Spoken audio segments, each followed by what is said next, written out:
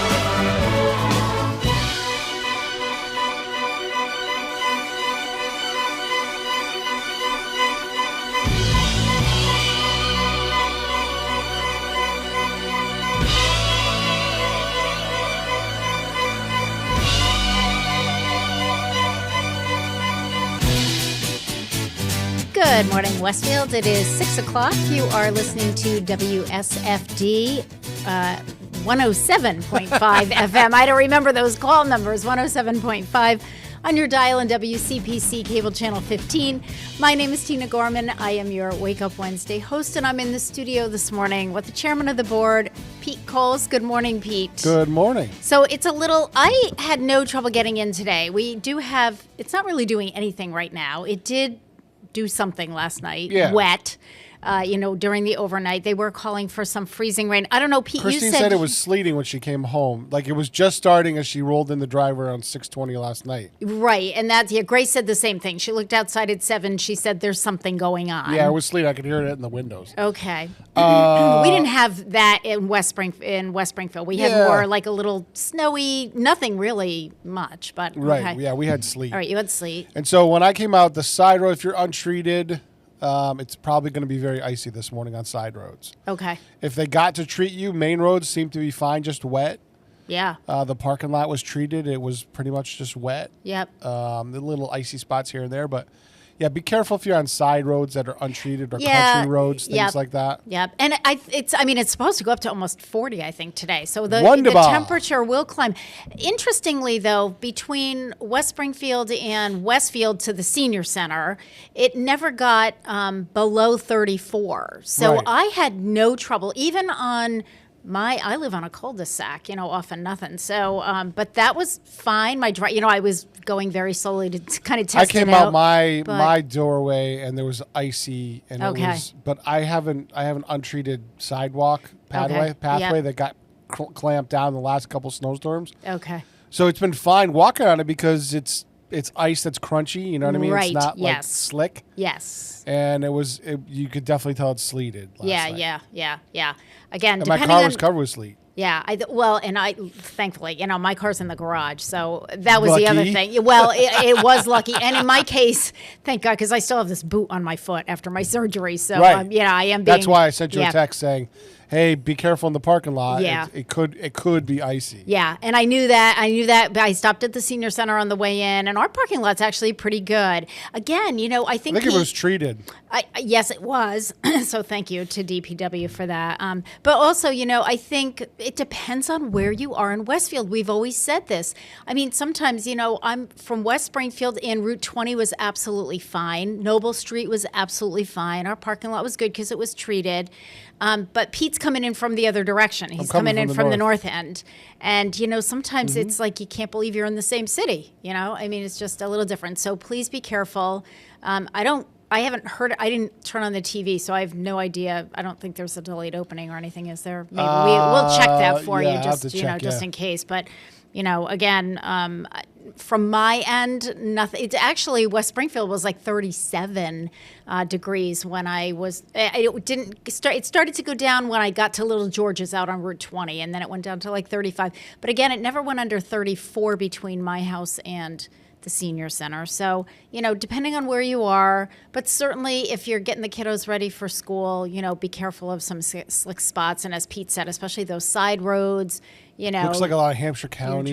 Yeah. 2-hour delays. Let me see. Yeah, and they were doing that already last night, the Hampshire County stuff, with some just delays, I'm just scrolling through the list here. Yeah. It is extensive, so yeah. I would say we probably are in a let's see, All 2-hour delay. We do have a 2-hour delay. Correct. Okay, good to know. So that means the senior center will open at noon. If the students have a delay, if the schools have a delay in Westfield, we will open at noon. We will serve lunch, though, just so everybody knows that, because that's actually a bit of a new nuance to our policy now that the COA board passed. So all afternoon programming will happen. Anything after 12 noon will happen as scheduled. It looks like almost everybody's a 2-hour delay. Okay, and we will serve lunch at 12. Normally we start serving at 12:15, but it'll be 12 because that's what time we'll open. So just so everybody is clear on that. All of our afternoon programs today, we have mahjong, we have chess. Even Springfield went with a 2-hour delay today. Okay. I think that was just, I think it's because of the side roads. Exactly. I was going to say, and, especially for those school districts where you have a lot of walkers. Right. Yep. I get it. You don't want to send your 8-year-old child out on a sidewalk that's icy and, they land underneath a car when they fall off the sidewalk into the road. So I totally understand that. Yep. I support it. Yeah. Okay. Well, I'm sort of glad I didn't know. I probably would have gotten really nervous and said, "Oh, I don't know if I should." I almost texted you last night, but then I watched Dan Brown on Western Mass News, and I said, "Oh, I think I'm going to be okay." The main roads are not terrible. No, they're wet. Okay. Yeah, they're wet. So be careful on untreated surfaces. That's where we're at. Right. And yes. That's normal for this kind of weather, anyways. It is. And again, I did say that we had a really hot summer. It was going to be a brutal winter. I know. I've been saying that since August. You know what, Pete? You know what I'm finding about the winter right now is it's been so windy. I just don't remember having this much. We had a windy fall, and we're just there are times where Grace and Charlie went out. When was that? They went out in the snow. I don't whether it was New Year's Day or whatever it was. And they lasted like 5 minutes, and Grace said, "It's beautiful were it not for the wind." Right. But poor Charlie, she, I'm trying to take pictures. That's when we had those high wind gradients coming down from the north. Yeah, right, exactly. And Grace said, the sun is shining. It had snowed a little bit, and she took Charlie out in her sled around the front yard. And Grace said, but the other thing, because of the wind, was that it had any snow or any ice that we had on the sidewalks. Grace said it's like a sheet of ice out there. Yep. But this was, last week. But they came in, and of course it takes, you're trying to dress a 2-year-old for the cold. It takes 15 minutes to get the snow pants, the snowsuit, the boots, the mittens, the hat, the whole deal.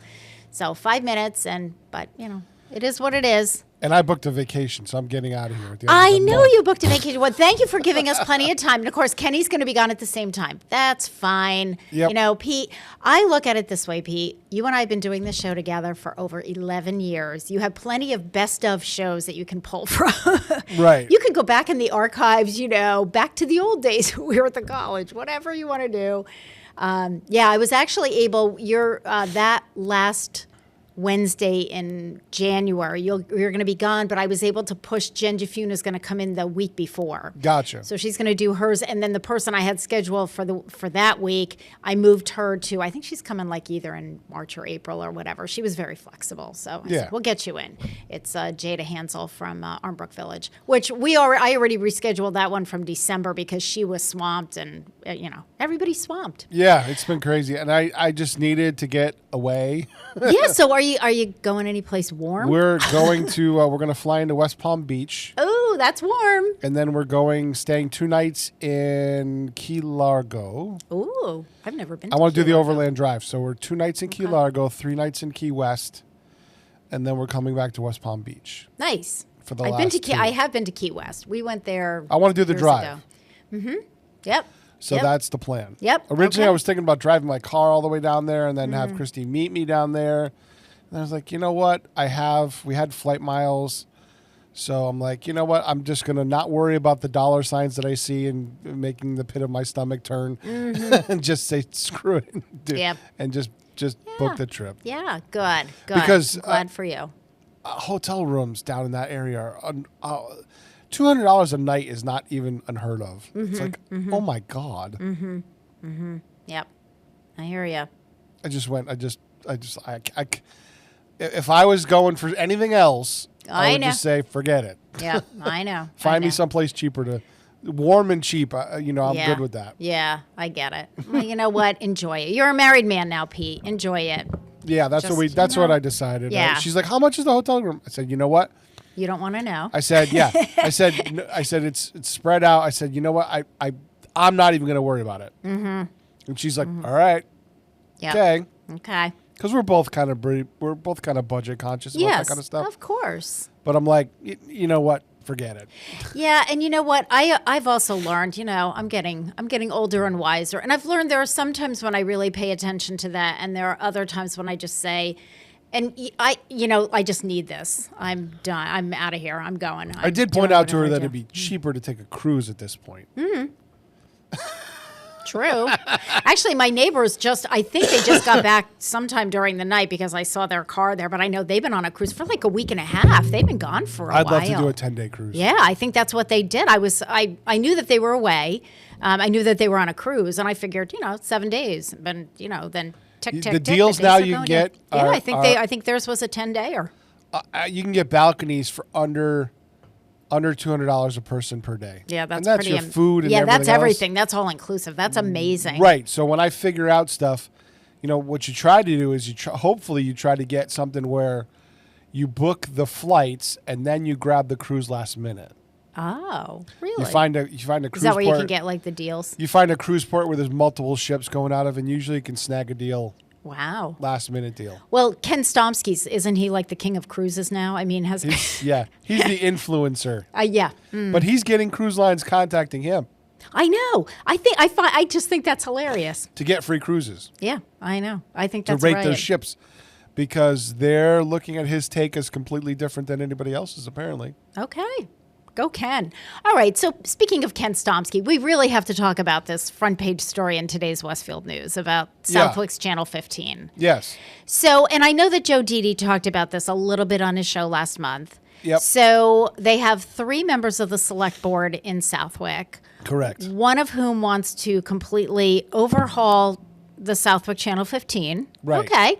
I guess. That's the former fire chief. Okay. Russ Anderson. Front page, his picture's on the paper, so I'm not telling you anything that's not out that's to not the out public. there. Right. Yeah, Yeah, it's you not can out watch to the the public. meeting too. Right. And I think he has some valid points. I get it. There's a lot of Westfield programming in Southwick. Right. I think that your points are well taken, Pete. Yes, because of staffing. Well, it's here's the thing. Like Focus Springfield has 6 staff members. Okay. Full and part-time. I have myself and 3 per diems, not even part-timers, regularly scheduled part-timers. So that's all I got. Mm-hmm. And Les Tingley is in the same boat that I am over in Agawam. Yep. And Kenny's not even full-time. He's stipend. So right. That's very nebulous. Yeah. He is technically a part-timer, but there's no set hours. There's no office hours. They've never set hours, and they've never given him any direction. So yeah, I have the studio, and he doesn't even have that facility. So right. It's like, well, you're complaining that stuff comes out of here, but this is the studio that exists. What are it's you easy. offering? Yeah. Well, we have to go all the way to Westfield. Okay, we're 5 minutes away. Right. Let's be honest. Right. And Pete, as you pointed out, I mean, if you want to create a studio over there, then it's an investment. Yeah. And my thing, after I had $50,000 almost 10 years ago to stand this up, and when the city council balked at $50,000 in the finance committee, I showed them that one studio camera cost $25,000 if I was to do it properly. Mm-hmm. One. Mm-hmm. So it's $75,000 just for the cameras and nothing else. Mm-hmm. So the estimate of $250,000 is legitimate. Oh yeah, yeah. And if I was to do it cheaply, like we did in council chambers, that's still $20,000 to $30,000. Mm-hmm. I did it for as cheap as $13,000, but I reused some equipment. Yep. That type of thing. So you can do it, but right. Well, now it takes an amount of skill to operate it because you're doing it cheaply. Right. Yes. Yes, it's not like super user friendly. Give this to Tina Gorman because she knows nothing about tech, but she can handle this because it's Right. an idiot can do it. But yeah, no, I get it. But I think the other thing too is that when you talk about programming, I think by the time I finished reading the article and I understood all the points, and I think Russ had some excellent points. It's like, well, if you're going to do content programming, you've got to have people in Southwick that step up to the plate and do it. And I can tell you, having done this for 11 years, as you know, Pete, there is a lot of preparation involved. These shows don't just happen. I mean, I know you and I banter back and forth usually for the first 15 minutes, but there are scheduled guests that have to happen, and all the content that you're doing, information that you're trying to get out there, and all of that. For me, it's you're coming with a folder. It's 2 to 3 hours of prep a week. So for a 2-hour show, so it's like, okay, Southwick, if you want that, you're going to have to find people that are willing to fill those hours. Right, and see, they were spoiled years ago because they had a retiree that took the job. Okay. Art something. And he was a retiree, so he had plenty of time to do things and was kind of everywhere because that was his passion, and he was retired. Yep. And they gave him a stipend to do it. Okay. The guy in the middle that's now our weights and measures guy, Dennis Clark, was kind of more like a caretaker. He did all... Honestly, he tried, but he didn't really know programming, and he did the best he could. Yeah. And so then they brought me in as a consultant to bring it back up to speed. Yep. After Dennis left and came to work for the city of Westfield as the weights and measures guy. Mm-hmm. So that's where they were at. They had no equipment. They got some basic stuff on the air. Mm-hmm. And that's when they started simulcasting stuff like this. Mm-hmm. Was when we were starting back up. Yep. And they were trying to get back on their feet. Yep. And then they asked me if I wanted to take over Channel 15 in Southwick, and I said no. Yeah. I don't have the time. Right, exactly. Yeah. Yeah. And so that day, hey, you know anybody? And I was like, I know somebody. Yep. Yep. And I think he's doing a pretty good job for what he's got. Now, I have told him that he's coming to the point with his YouTube career that he needs to make a decision on where he wants to be. Okay. Like, I think he's at the cusp. He could potentially be at the cusp of making that a career. Mm-hmm. And so maybe both lanes for now, but it's coming to the point where he's going to have to make a decision on that too. Mm-hmm. And I've been very honest with him about that. Yeah. Because I see where the trajectory of that career is going. Mm-hmm. So I'm like, you can't be fair to both if you know what I mean? Yep, I do. Yep. Because that really becomes a full-time job. Yeah. Yep. Because I've watched other creators where if you treat it like a full-time job, you can make enough money to survive off of it and then some. Okay. You're not going to get rich, but you can make enough money to do comfortably. Okay. All right. So So, and I'm being honest with everybody. Yeah, well, Pete, I thought, for those who don't know, so there's an article on the front page of today's Westfield News about Southwick's Channel 15. Right. And as we said, you've got 3 selectmen. One wants it. Well, it isn't the major overhaul. I understand a lot of what Russ's points are. What I think I kind of agree with Kenny Stomsky, who's, running the show over there. Russ wants to halt everything and then sort of start over. And I'm kind of like, why would you want to do that? I think there's something going on in the background with the school department that he's not telling everybody. Okay. But that's just my that's my supposition. Just an opinion, Mm-hmm. Right. Yeah, it doesn't make sense. And, I think the other thing is... and that's fine, but we've tried to get Russ to come over here to host Everything Southwick along with Diane Gale, the chairperson. Yeah. And neither of them want to do it. Right. It's always... so if you have this great idea and you're so pro-public access... Right. Well, hello. Yeah, why are you not? Because this is airing in Southwick. Your show is airing in Southwick. Why are you not taking advantage of the opportunity? Yeah, and so... That's what throws me for the loop. Right, and that circles back to my point, which is that if you're not doing that, how are you going to get other hosts from Southwick to commit to, even if it's once a month, for an hour, there's still prep work there. And that gives you a whole lot of, well, what are you doing with your other airtime? Right. And the other thing was that they brought up is that, well, we're not using channel 12, and originally their playback system didn't support multiple channels. Mm-hmm. The new one that they put in, because I'm getting ready to replace mine too because it's end of life. Okay. are supported multiple channels because that's how we bought it. They bought the light version years ago, and now the new system does support multiple channels. Okay. But they've never asked to use it, so Comcast never put the equipment in. Ah, okay. All right. So apparently could get a second channel. They could, yeah. But Comcast never put the equipment in to get it to them. Yep. So Yep. And that's how we have the arrangement is Channel 12 is primarily the bulletin board. Right. And it's overflow. So like when we had a city council meeting and the kids here wanted to do a high school hockey game, the city council meeting's on Channel 15 and the hockey game's on Channel 12. Went on to Channel 12, right? Right. Yeah. Okay. Yeah. I mean, it's nothing. It's not like this is not doable, but, it takes coordination and organization and knowledge. I mean, somebody has to have the knowledge to know all of this stuff, but also give Kenny clear direction. Yeah. Yeah. Agreed. He's been kind of doing the best he can on what he gets. Yep. And, it's interesting. I saw Kenny's thing on, knowing what's going on in order to be there to film it.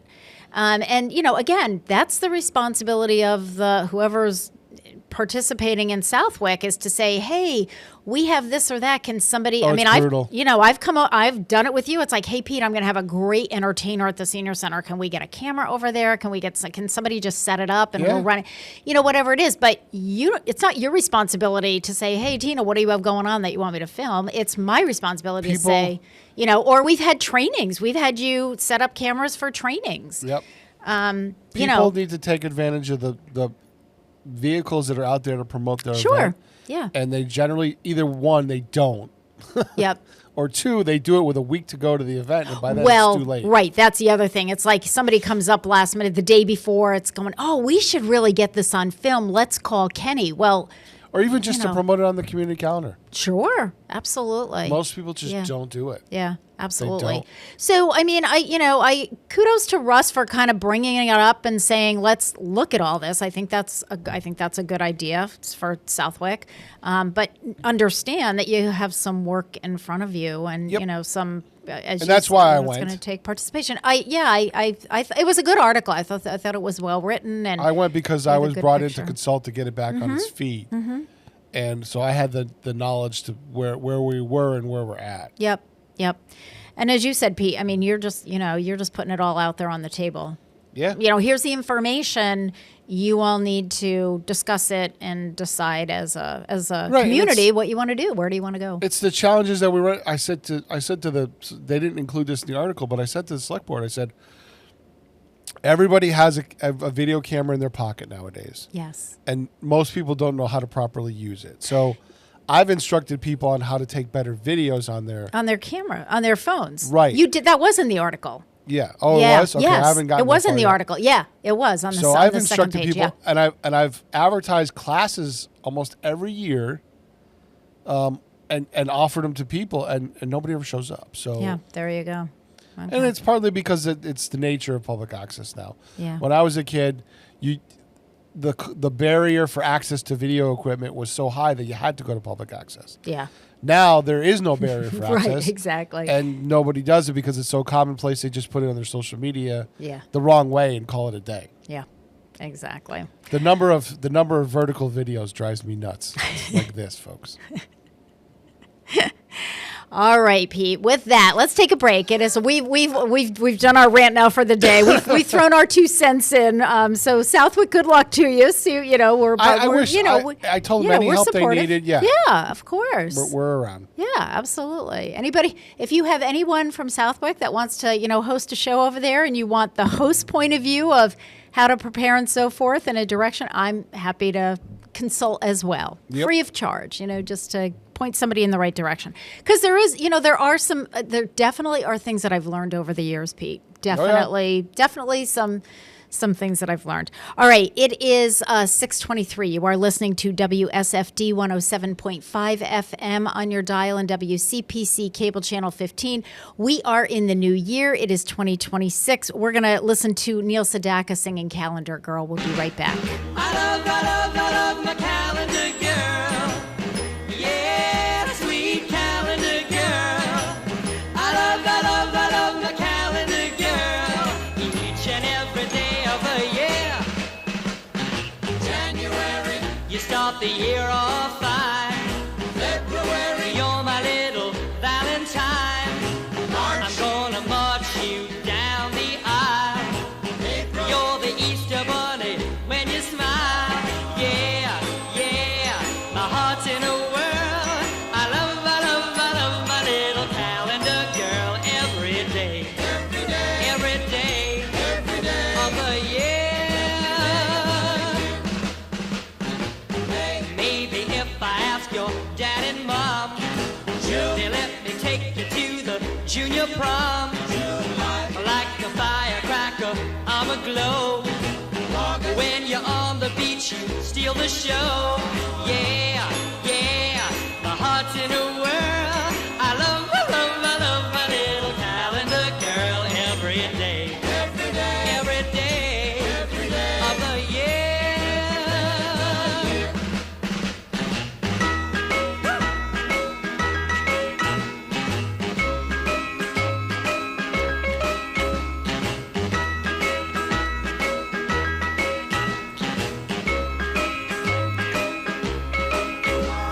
Yeah, yeah, my heart's in a whirl. I love my little calendar girl every day.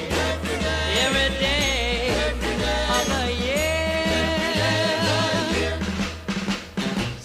I light the candles at your sweet 16. Romeo and Juliet on Halloween. I'll give thanks that you belong to me.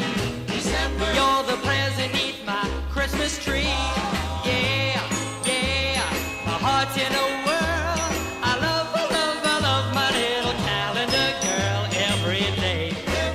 Every day of the year. I love my calendar girl.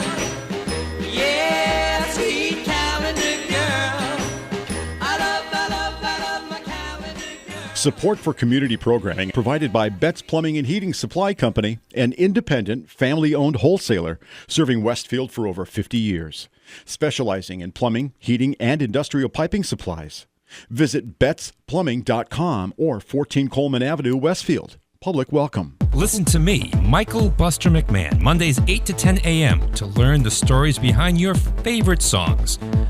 Or don't. I'm not the boss of you. Community Radio. 107.5 FM WSFD. Live from Studio 120 at Westfield Technical Academy, this is WCPC Channel 15 and 107.5 FM WSFD-LP Westfield. Good morning, Westfield. It is 6:26. You are listening to WSFD 107.5 FM radio for the Westfield masses and WCPC Cable Channel 15. My name is Tina Gorman. I'm your Wake Up Wednesday host. I'm in the studio this morning with the chairman of the board and our chief engineer, Pete Coles. Good morning again, Pete. Good morning. It is a little slick out there. The students have a 2-hour delay this I morning. do see Sanders out. I saw one going around Park Square just now. Yeah, there was actually a salter behind me coming down, like all through West Springfield and then coming down Route 20. But again, I had no problem on Route 20. Just be careful. As Pete said earlier, the side roads are slick. You know, the parking lots, some of the sidewalks, the main roads, at least between West Springfield and Westfield, were fine. They're wet. Even on the north side, But they were just wet. yeah, just just take it easy, take it slowly. As a reminder, because of the delay for the students, the senior center will open at noon today, so all of our morning programs are canceled. Our afternoon programs will take place, and we will serve lunch indoor at 12 noon. So there you have it. So I'm going to do one famous birthday today because I think there's a cute little story in here. It is January 7th, and on this day in 1948, Kenny Loggins was born. Kenny Loggins is a singer, songwriter, and guitarist. He's 78 years old today. He was born in Everett, Washington. He was the youngest of 3 brothers, and I love this story. He was born on the birthday of his brother Bobby. So, as such, and allowing him to keep a Christmas promise, his father had made to his brother Bobby. Bobby got to name his new baby brother. So, Kenny Loggins is born on the same day as one of his older brothers. For Christmas, his dad said to the older brother, "Well, you can name the baby." So he named the baby Clark Kent Loggins. That is Kenny Loggins' real name, Clark Kent Loggins. Later, his first and middle names were flipped, and Kent was changed to Kenny, Kenneth. So he became Kenneth Clark Loggins, and now, just Kenny Loggins. I thought that was hilarious, though, because I could see, another brother who's like, 6 or 7 years old. Yeah, his name's going to be Clark Kent. My name is Superman. Exactly. Kenny Loggins' early songs were recorded with the Nitty Gritty Dirt Band in 1970, which I did not know, but I'm sure that Buster McMahon knew that. But I didn't realize that he had played with the Nitty Gritty Dirt Band. And that led to 7 albums recorded with Jim Messina as Loggins and Messina. They were together from 1972 to 1977. Jim Messina, I didn't know this either, was formerly of Poco, the band Poco, and Buffalo Springfield. Didn't know that. He was working as an independent record producer for Columbia Records back in 1970 when he was first introduced to Kenny Loggins, who was then not well known at all. So Jim Messina originally thought, all right, I'm going to kind of show this guy the ropes, but as a producer, not as a, yeah, exactly. However, the two ended up recording a number of Kenny Loggins compositions in Messina's home living room. They ended up producing 7 albums together with a number of hits, and they became, a duo, a pair. As they both noted in 2005, their collaboration eventually became more of a competition. So in 1976, the pair amicably and quietly parted to pursue solo careers. In 1977, Kenny Loggins produced his first solo album called Celebrate Me Home, which included the successful song I Believe in Love, which was originally sung by Barbra Streisand in the movie A Star is Born. Night Watch, a popular album released in 1978, included the hit song Whenever I Call You Friend, which was a duet that Kenny Loggins did with Stevie Nicks of Fleetwood Mac, co-written with Melissa Manchester. So a lot of famous people collaborating, and I think Buster McMahon would have a field day with all this.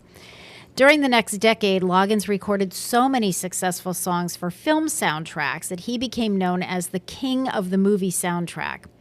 It began with I'm All Right from the movie Caddyshack, which we're going to listen to in a minute. Hits followed with Footloose and then Danger Zone from Top Gun, one of my husband's all-time favorite movies and songs. Kenny Loggins performed as a member of USA for Africa on the famine relief fundraising single We Are the World, which led to an appearance performing Footloose at the Philadelphia leg of the July 1985 Live Aid Famine Relief dual venue charity concert and global television broadcast. During the 1990s, Loggins continued his album career, including the popular 1994 children's album Return to Pooh Corner, which included the title single, a reworking of House at Pooh Corner, written for his newborn son, Luke. So this was the only birthday that I wanted to focus on today. A, because I really like Kenny Loggins' music. Yep. B, because I love the story of his brother naming him Clark Kent. And C, because there were all these other people that he collaborated with that, were stars in their own right. So I thought that was kind of fun and kind of interesting. So there you have it. All right, let's take a short break. I want to get back on track here. So it is 6:32. You are listening to WSFD 107.5 FM and WCPC Cable Channel 15. So in honor of the birthday of Kenny Loggins, we're going to play a couple of Kenny Loggins songs today. You can do that when you're a host. You can play the stuff you like. And I like Kenny Loggins. So we're going to listen. We're going to start out with Caddyshack's I'm All Right. We'll be right back. I'm all right. Nobody but about me. Why you got to give me a fight? Can't you just let it be? I'm all right. Don't nobody worry about me. You got to give me a fight. Why don't you just let me be? Do what you like. Do it naturally. But if it's too easy, you're gonna disagree. It's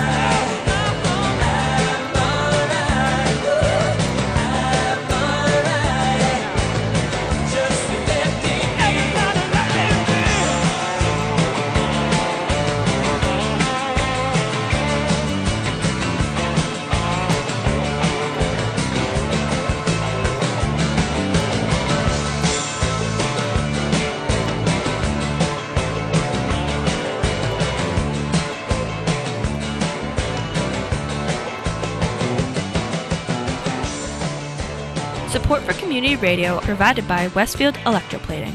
Employing over 140 skilled platers, painters, and technicians, Westfield Electroplating was founded in 1946 and was the first company in the country to achieve National Aerospace and Defense Contractor Program accreditation, proudly maintaining that status for over a decade. Westfield Electroplating provides over 50 quality finishes to meet your corrosion, cosmetic, or performance needs. On the web at www.westfieldplating.com or 413-568-3716. Westfield Electroplating, putting the finishing touches on technology. Where will the superintendent spotlight shine next? Join Stefan Zaporowski and Chris Rogers every Thursday at 9 a.m. to find out. 107.5 FM WSFD. Live from Studio 120 at Westfield Technical Academy, this is WCPC Channel 15 and 107.5 FM WSFD-LP Westfield. Good morning, Westfield. It is 6:37. You are indeed listening to WSFD 107.5 on your dial, and you're watching WCPC Cable Channel 15. My name is Tina Gorman. I am your Wake Up Wednesday host. I'm in the studio this morning on this first Wednesday of January with producer Pete Coles. Good morning again, Pete. Good morning. So I tuned in. I meant to ask you. We got sidetracked with the Southwick conversation. How was the first night? You did the countdown on New Year's Eve. I tuned in periodically. I think I started too early. I think so too. I think so too. So you'll know for the next time. But interestingly, I was listening to it in the afternoon, and I wasn't sure who all I was listening to. So two of our new hosts, okay, Richard and Alec from the Scouting Show. Okay, so I think one piece of advice that I would give is that maybe a little bit more frequently let people know who you are. Because I kept thinking, I kept trying to identify a voice. Gotcha. I'm like, wait, who is that? Is that Buster? You know, like whoever it was seemed to know a lot about music, but I'm like, who is that? That was Rich Belford. Okay, and then my other He's question. also Bobby G's co-host. Okay, and then later on, I was listening. You were right around 20. You were just talking about like 22, 21, 20, we are the world. We were getting into that. Was that you and Christy? No. Who was Angela Grout? Oh, I don't know her either. Is she Angela's from? an author. She's been on Okay. with Bobby G a couple times. Okay. Wasn't familiar. And I was like, it didn't sound like Christy's voice, but I'm like, I Christy don't- wouldn't come on at all. Oh, she didn't. She's shy. Okay. All right. Okay. Well, I wasn't She was sure. sitting here with me, but she was shy. Okay. All right. She was here. Because I wasn't sure. I was like, oh, is that Christy? Doesn't sound like her. But I haven't heard her voice that many times. That was Angela was here. Okay. That was nice, though. That was nicely done. Yeah, different people came in and things like that. Yeah. And it was a lot easier playing it off the automation system. Yeah. And you know what, than doing Pete? it all by hand. I was listening and I was like, next year I won't have this boot on. If I didn't have the boot on, I would have come in. Yep. But it's just like, it's such an ordeal to, put it on. And plus I have to keep taking it on and off when I'm at home because I have to still ice my foot and do all this other stuff. I'm like, oh, I can't. I'm done. We had Grace decided that, Charlie needed to celebrate the new year.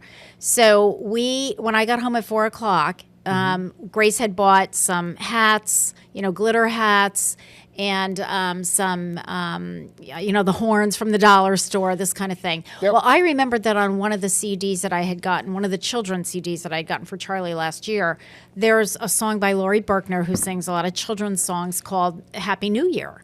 So I said to Grace, we have a song, and it's like a conga line song kind of thing. Yep.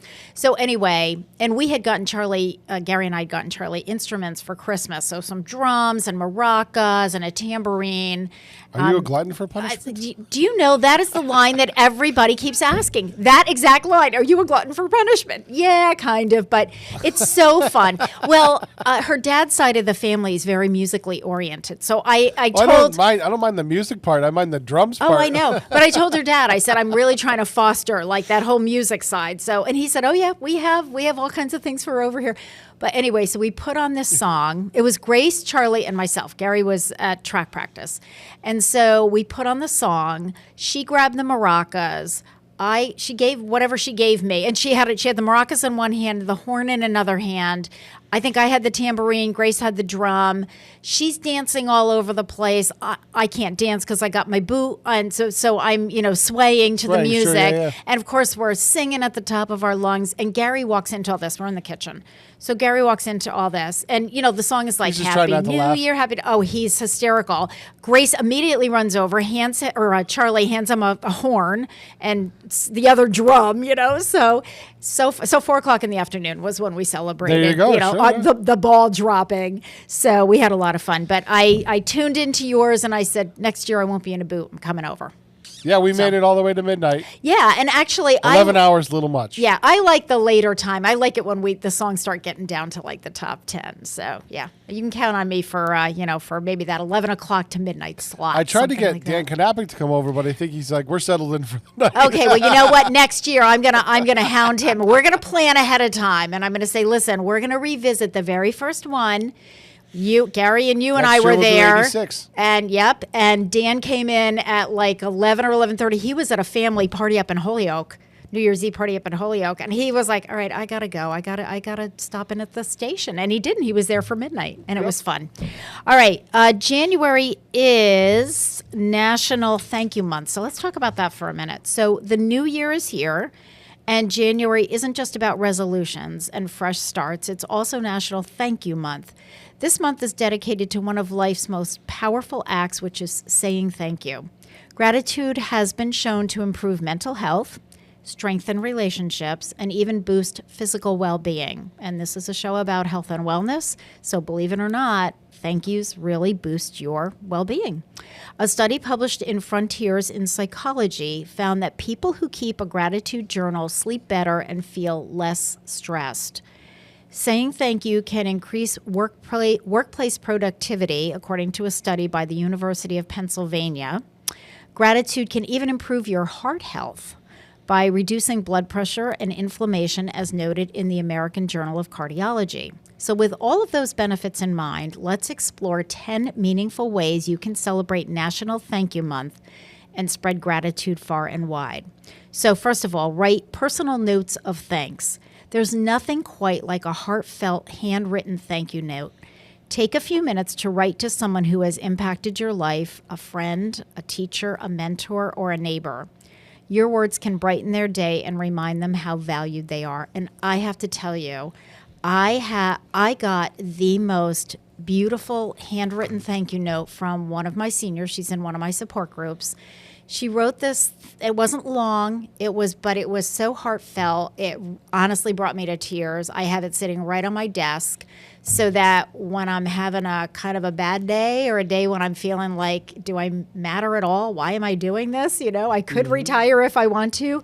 I open it up and I read it, and it's like, okay, this is why I do what I do. So those notes go a long way. And that's not the only one I have. I have the ones that are really meaningful. I keep either on my desk or right on my bulletin board so I can refer to them when needed.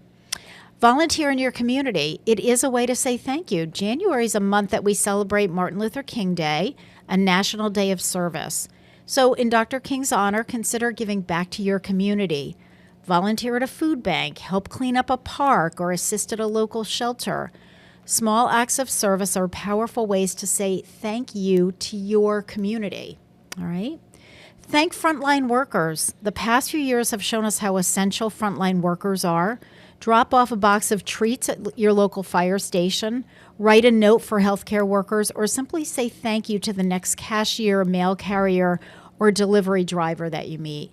I think that's really important. And, people do this at the holidays, but I got to tell you, folks, in New England, January, February, March, those are the months that can be really long and really hard for our frontline workers. I mean, those EMTs and those paramedics, I got news for you. They're getting 911 calls because we've got accidents happening. We have slip and fall happening. There's a lot happening. So, some treats down to the fire station or the police station or the dispatch, they go a long way. Support a local business as a way to say thank you. Show your gratitude to your local businesses by shopping small. Again, a lot of people think about this during the holidays, but think about it all year round. Kathy Millis, who was on the show last week, and I were just talking about, some of our local businesses here, and we both said the same thing. We always try to start with the small local business first to see if they have whatever item we're looking for. If they don't, then we'll, kind of go to the big box store. But we start local, so let the staff know how much you appreciate their work. Practice daily gratitude.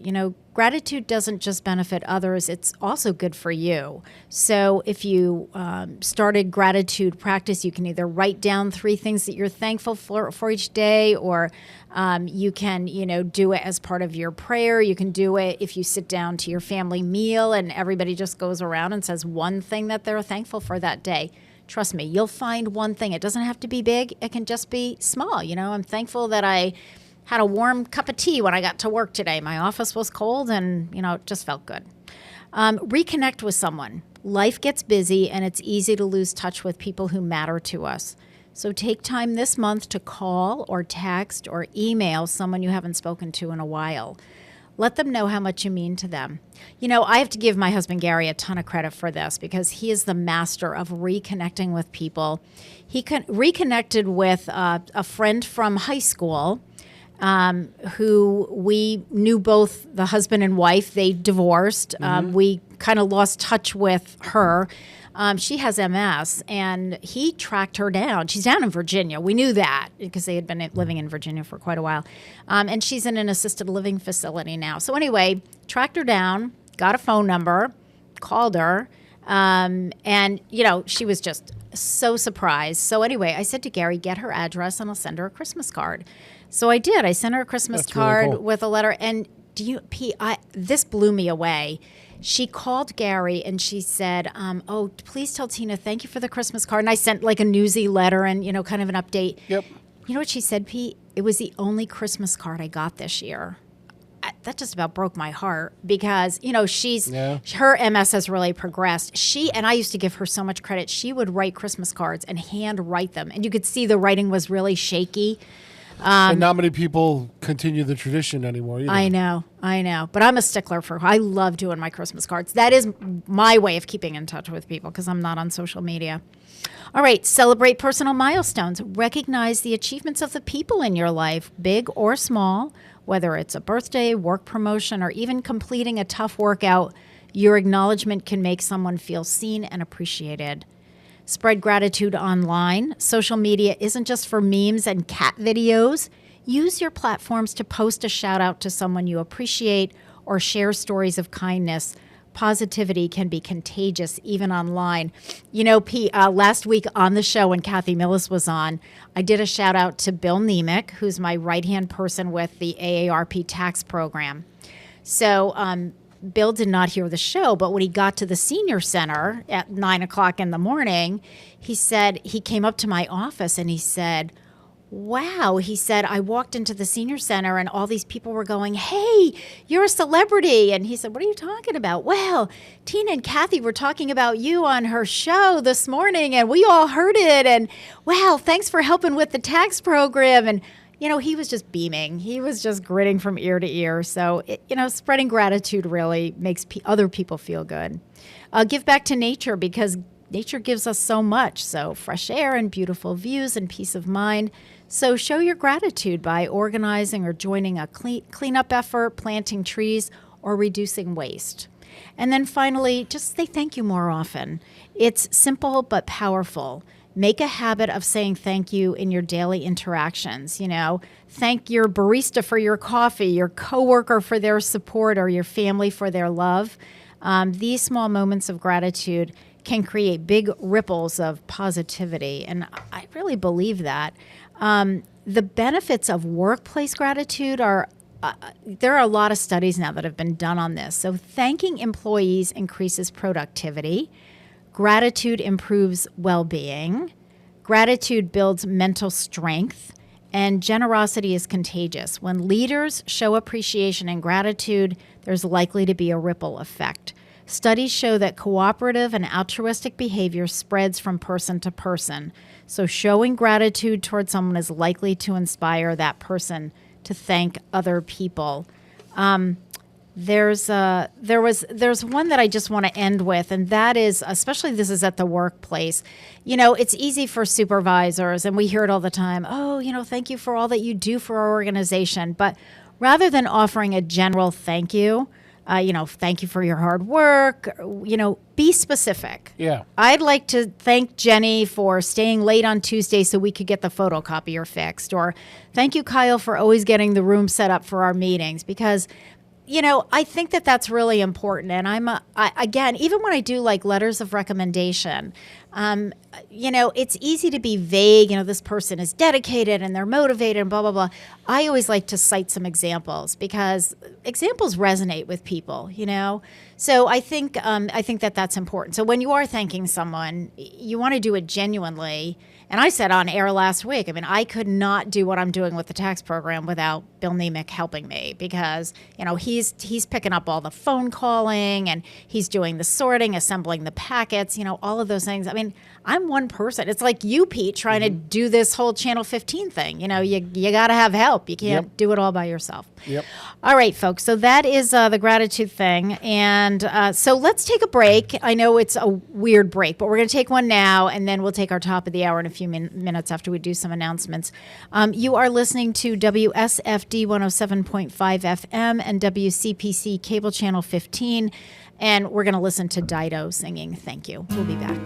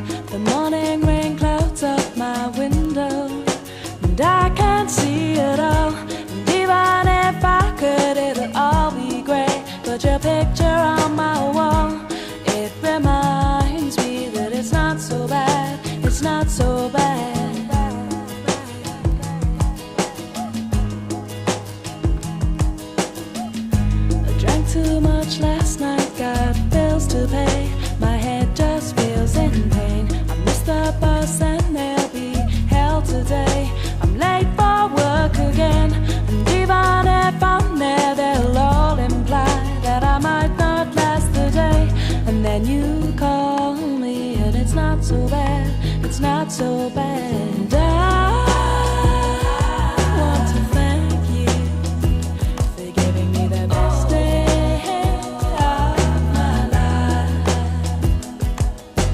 Oh, just to be with you is having the best day of my life.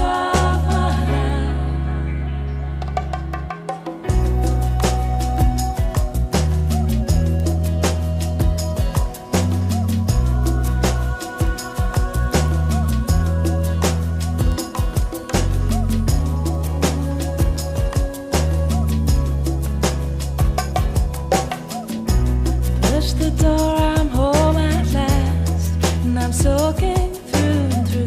And then you handed me a towel, and all I see is you. And even if my house falls down now, I wouldn't have a clue, because you're near me. And I want to thank you for giving me the best day of my life. And oh, just to be with you is having the best day of my life. And I want to thank you for giving me the best day of my life. No, just to be with you is having the best day of my life. Underwriting for the community programming is provided by the Boys and Girls Club of Greater Westfield, serving the youth of the Whip City and surrounding communities since 1969. For more information on the Great Futures Club for ages 3 to 5, happening weekdays, and the Club Teen Center for ages 11 and older, weekdays from 6:30 till 8 p.m., go online at bcgwestfield.org or visit the club at 28 West Silver Street. The Boys and Girls Club of Greater Westfield. Great futures start here. Hi, it's Bob Plass, and I have Wow, It's Tuesday, every Tuesday, 6 to 8. Wow, it's Tuesday. Community Radio. 107.5 FM WSFD. I did it! Live from Studio 120 at Westfield Technical Academy, this is WCPC Channel 15 and 107.5 FM WSFD-LP Westfield. Good morning, Westfield. It is 6:57. You are listening to WSFD 107.5 FM on your dial and WCPC Cable Channel 15. My name is Tina Gorman. I am your Wake Up Wednesday host. I am in the studio this morning with Pete Coles, the chairman of the board and our chief engineer. I'm not turning on her mic yet. Oh, you can turn on her mic because she has a fabulous story to tell us. My guest this morning, because it's the first Wednesday of the month, is Carol Palmer. Carol is the group exercise instructor at the Westfield Senior Center. She does our Live Your Best Life segment here on the show monthly. Always a good time, always a lot of laughs. She came in this morning, and I thought, wow, she's really early. We're just going to, jump right in. And she has the best story to tell. And I said to her, she told me this story. I said, you are not going to get away with not telling this story on air because, Pete, you're going to love it. I think it's hilarious. Okay. All right, Carol, take it away. So, Carol, how was your morning so far? Oh. And what did you do yesterday afternoon? Let's start with that. Here's the thing. Here's the thing. You know it's going to be a good story when Carol That's starts like with... hold my beer. Yeah, here's the thing. She starts with that a lot. Here's the my thing. tequila. I got to tell this story. Here's the thing. So the thing is...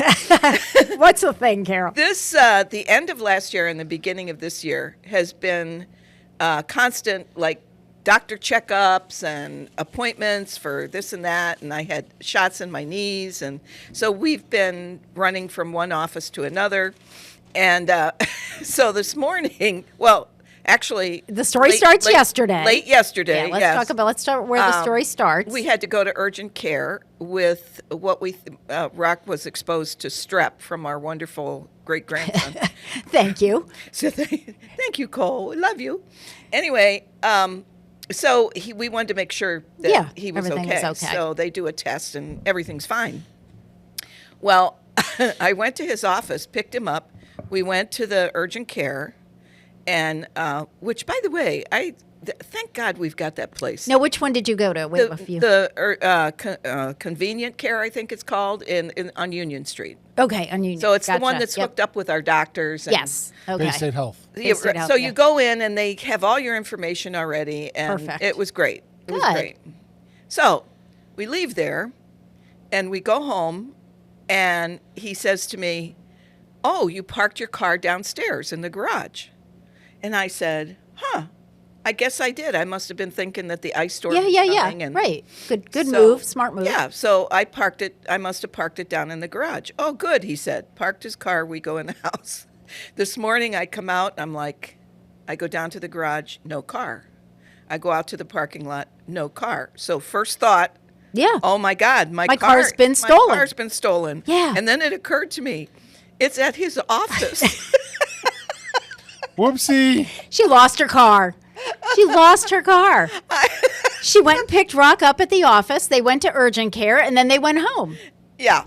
But I love the part where he specifically asked you must have parked your car downstairs. Yeah. And both of you Yeah, both of us. said, yeah, must have done that. Well, you know. What a smart idea on my part. When you don't feel well, you're distracted. I Sure. was distracted because I was going Yeah. back and forth between multiple places yesterday. And it was just so funny. I started to laugh this morning. I went back in the house. I yelled upstairs. He was awake. Hey, guess what?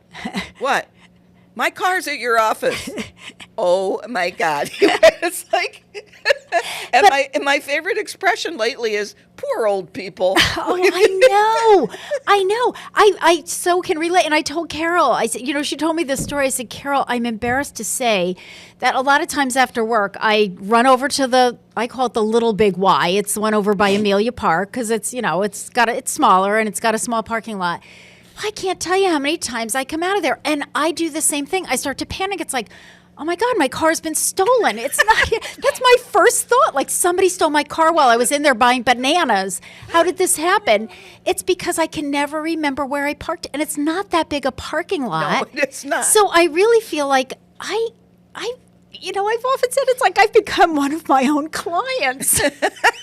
After 40 years of working with, older adults. It does tend to rub off after a while. It does. But, I started in this field and I was 24 years old, right out of college. Right. Now Here's what I say to all of that.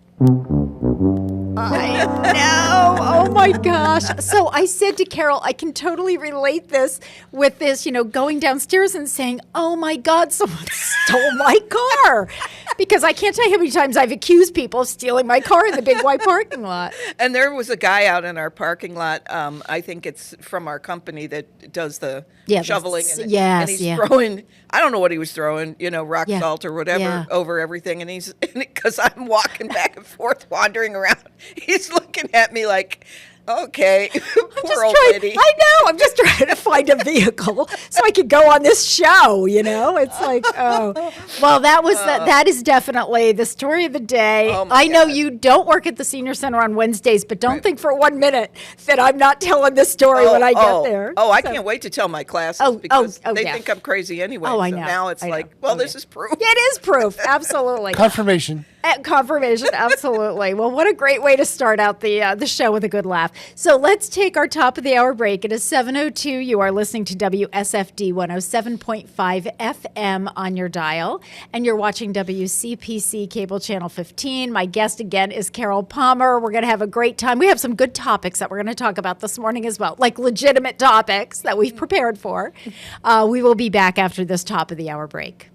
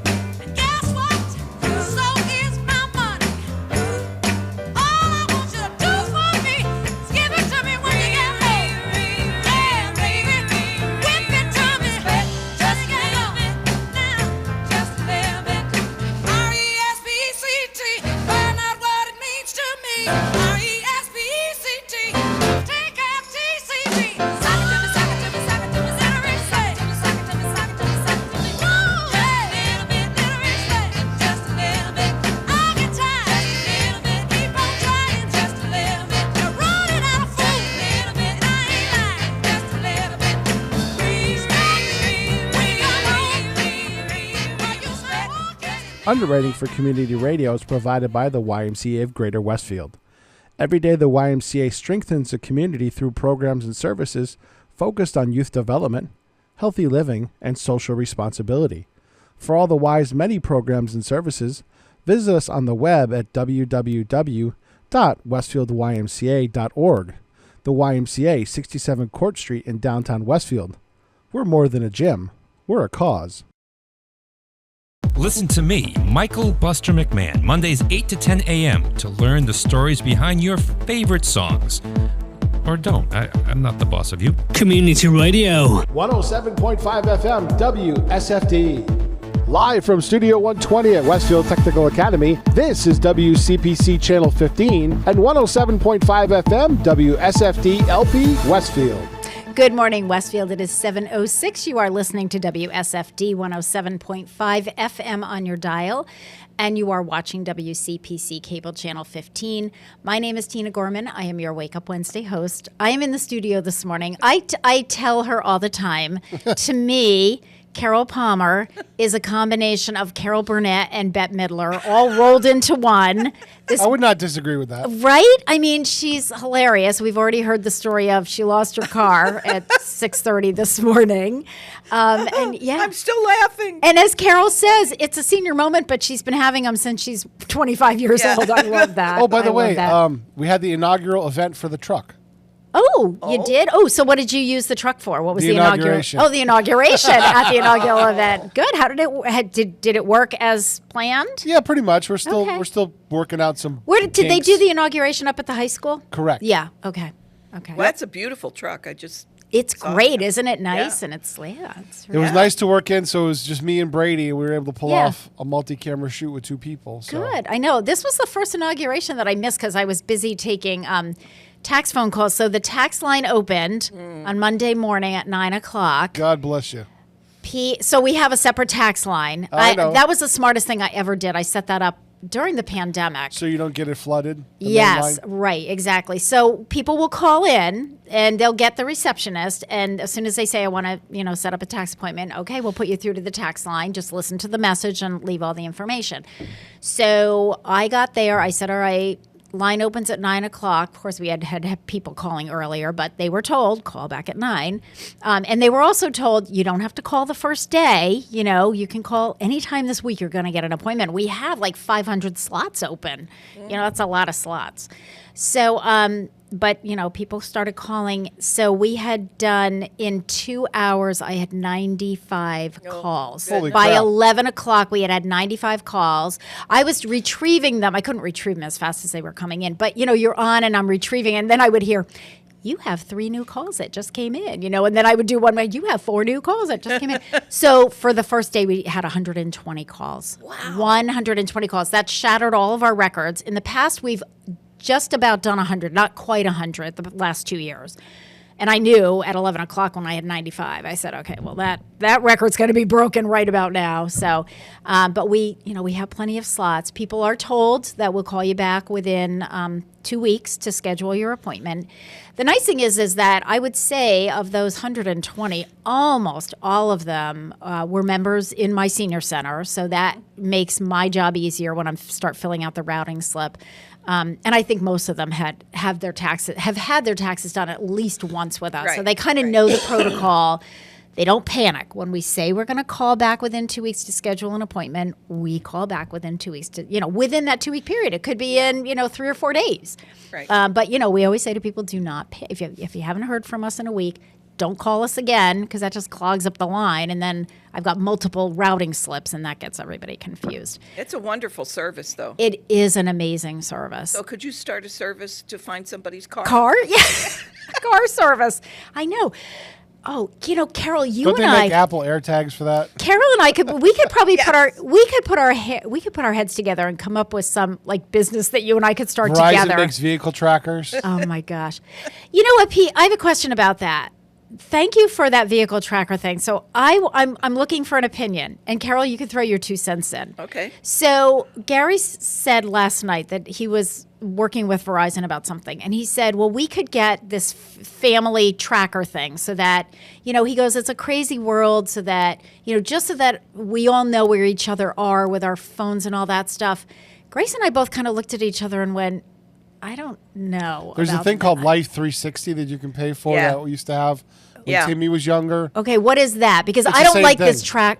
It's the same thing basically, but it's private to you. Okay. That only your family can log in, and you kind of all log into the app on the same thing. Yeah. And you can see where each other are, and that's it. My family has But your that. phone's tracking you anyway, so unless you shut all that stuff off. That's what I thought. I'm Google's thinking to tracking myself, you anyways. That's what I thought. I'm like, But this, I don't want but this one can more display you in thing. real time on a map. So when Timmy was younger and coming home from middle school I and things like understand that, that, yeah. that we could see that his phone was actually at home. Yeah. He might not be at home, but his phone was at home. Right. Yeah, no, I know. But I don't know. I don't like the idea of even my family. Like, there's, I don't know. Privacy issues? Yeah, I do. I have some Your privacy data is issues. being collected all the time. Well, that I understand. And so I just feel I don't like like that either, but- I don't either, but I know that it is. But it's like, well, this is like one more layer. Well, Grace, like. But this is she when you kind of pay for the service, and they allegedly they don't sell the data of your location data. So because you're paying for it, they don't sell your data. Yeah. Maybe. I don't. Yeah, I know. I Well, don't know that's the part whole of the thing. terms Yeah, of service. I know. For I don't Life know. 360, I actually read the terms of service because I All was right. leery about it, and Yeah. this was years ago. All right. Yeah, my niece who lives in Virginia started our family on that years ago. And I said to her, you live in Virginia. Why do you want to know where I am? Well, Well, but here's the exactly. thing: in case you're incapacitated or something, get that. From Virginia, they can at least call the local police and say, "This is the last known location of the phone." I get it. I just feel like it could be Because the police abused. departments can do that, but sometimes it depends on the emergency. They can call and get a ping on your phone. Yep. But you're better off having it where family members can do it without a police action and things like that. Yeah. So I just, there are some times where I don't want to be found by my family. Yeah, I get it. Seriously, get that. I'm being dead serious. well, I think you know. could disable it on your phone for periods of time. Oh. You could put a do not disturb on. Okay. Do they still have that? Because it's been probably 5 years since we. Life 360? Yeah. I don't know. I haven't used the app in a long time either. Yeah, I have it, but I haven't used it. I think Grace and I are on the same page with this. Like, come back in 6 months and we'll revisit. But for right now, Or I'm you not could do a free test version of it and see how ready it to works be out. tracked. Well, she probably doesn't want her parents to know every step that I she takes. agree, and I understand that, and I'm the same way. It's like even from my family, it's like, you know what? Sometimes I don't want to be found. I just want to run away. Right. I just want a little privacy. Well, they know. And besides which, if you're curious of where I am, I'm at the senior center. Where the heck do you think I am? I mean, come on. All right. So let's talk about this. So Carol, well, actually, let me see. Where are we? Oh, well, you know what? Before we start, we're going to get into our topic. But before we do that, we're so close to break time. And this is like one of my favorite Kenny Loggins songs. So today's Kenny's birthday. Kenny Loggins' birthday. heard Did you that. hear that? Clark Kent. Clark Kent. Do you Loggins. love that? I do love that. I thought that was such a great story. Anyway, I love Kenny Loggins' songs, and this is like one of my favorite. So let's start with this, and then we're going to talk about 7 habits of chronically unhappy people. We're going to start with that one. Then we're going to talk about trying to stay active in this crazy weather.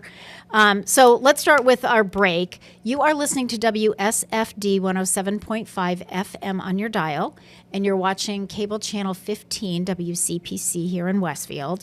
So it is the birthday of Clark Kent Loggins. That was his name initially before it got switched around to Kenneth Clark Loggins. So we're going to listen to this song. He sang the song for the show, Footloose. I just love this song. It's such a dancing song. Yeah, always. We'll be back.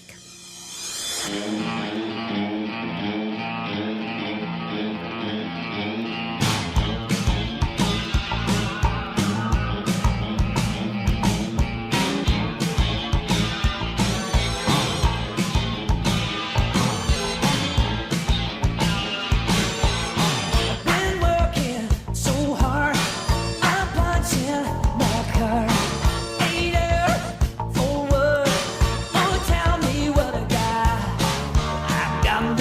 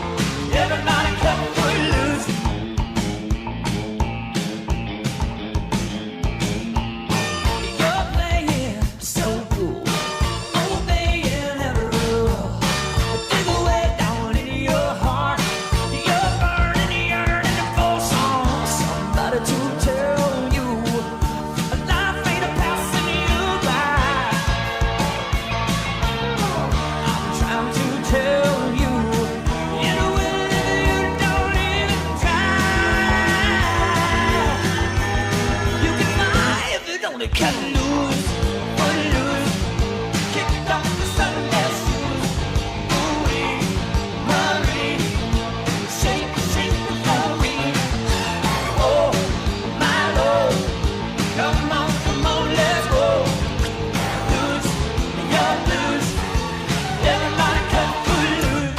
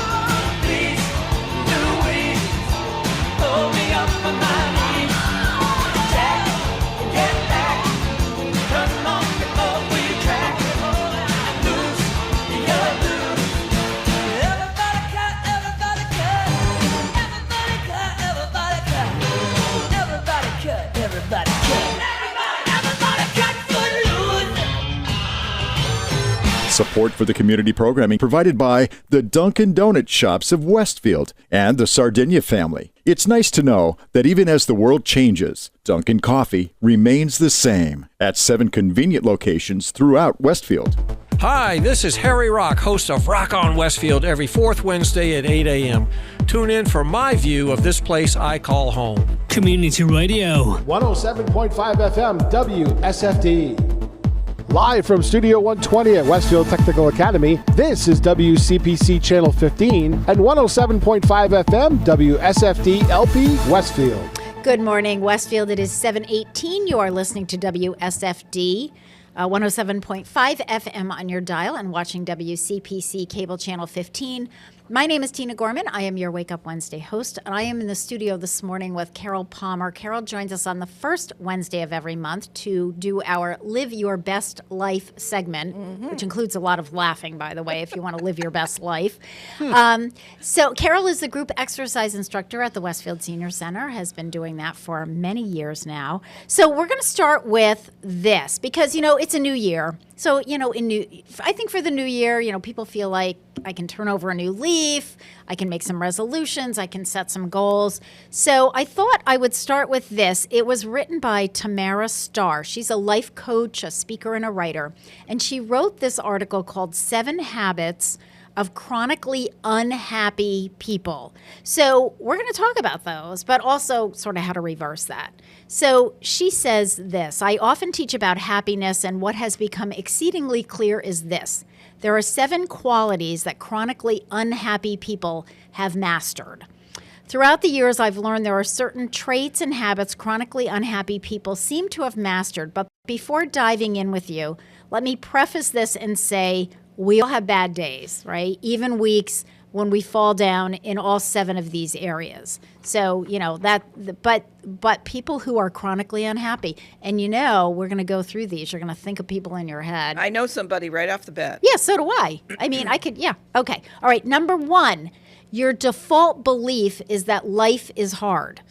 Happy people know that life can be hard, and they tend to bounce through hard times with an attitude of curiosity versus victimhood. I think that word victim is. They take responsibility for how they got themselves into a mess, and they focus on getting themselves out of it as soon as possible. Perseverance towards problem solving versus complaining over circumstances is a symptom of a happy person. So they're a solution seeker. I call them solution seekers, problem solvers. Unhappy people see themselves as victims of life and stay stuck in the look what happened to me attitude versus finding a way through and out the other side. What do you think, Carol? Yes? Did I do that this morning? No, actually, no. And you know what? The funny thing is, I was thinking about your car thing this morning. Yeah. Somebody, an unhappy person would have been like, oh my God, I can't believe that. I have to call Tina and tell her I can't come, blah, blah, blah, blah, blah. You took it. We just, it's like, oh my God, what a great conversation starter when I get to the show, this is crazy. God. And so, a lot of it is attitude, how you look at things, and the glass half full versus a glass half empty. So, and people, I think my comment to that is, I think that people have been like that, all their lives. Yes. It's even as a child. Yes. Because the person that I'm thinking of, I've known for a long, long time, and never has changed. Yeah. And Yeah. Same kind of person. Yeah. Life is hard. That's the default. Yep. All right. Number 2, you believe that most people can't be trusted. Most people cannot be trusted. I won't argue that healthy discernment is important, but most happy people are trusting of their fellow man. They believe in the good in people versus assuming that everyone is out to get them. Generally open and friendly towards people they meet, happy people foster a sense of community around themselves and meet new people with an open heart. Unhappy people are distrustful of most people they meet and assume that strangers can't be trusted. Unfortunately, this behavior slowly starts to close the door on any connection outside of an inner circle and thwarts all chances of meeting new friends. What do you think? That's absolutely true. I agree. And, hey, listen, Carol and I both, we work at the senior center. We deal with an older population. And we tell them, yes, there are scammers and bad people out there and people that really are out to get us. And so you do need to be cautious. And I'm not saying don't be cautious, but you also can't be the kind of person who doesn't trust anybody because you can't make any new friends that way. Right. How do you? There are healthy trust issues. I get that. Well, the senior center is a safe place. It is, and I think It's that's a a great safety point, place. Carol. Yeah. So if a person like that should come. Yes, absolutely. Come and we'll introduce you to other nice people who like to trust each other and be happy and open. But I think that's really important. And, it's interesting. We see this at lunch. And Sandra Fisher, who's our greeter at the front desk, when Sandra was running the food program at the old senior center, sometimes somebody would come in and say, oh, I wanted to sit at that table because all my friends are there. And her thing was always, well, let's put you at this table and you'll make a new friend. And then she would introduce, hey, this is Carol. She usually sits across the room and you might not even know her. This is so-and-so, so-and-so, so-and-so, and so-and-so. Or this is Carol. She just moved here. Yep. And that's how you make new friends. And as you said, that's a safe space. Yeah. So, And that's funny because she just did that yesterday. Oh, I'm sure she did. She does it all the time. Just did it. We had a new person come in and they said, oh, we really don't know anybody here. And she said, well, that's how you make new friends. Yeah. She said, I'll tell you where to sit and you can make new friends. And, Yeah. So she just did that yesterday. You know what? That is such a part of, that's one of the reasons why when I was still director, I moved Sandra from the kitchen because she wouldn't stay in the kitchen. She was in the dining room because she was socializing and trying to, do that. So I moved her to the front desk. And, she's awesome. Yeah, she's awesome at the front desk. All right. Number 3, these are the traits of unhappy people. You concentrate on what's wrong in the world versus what's right in the world. So there's plenty wrong with the world. Good grief, right? No arguments there. Yet unhappy people turn a blind eye to what's actually right in the world, and instead they focus on what's wrong. So you can spot them a mile away because they'll be the ones complaining and responding to any positive attributes of our world with, yeah, but...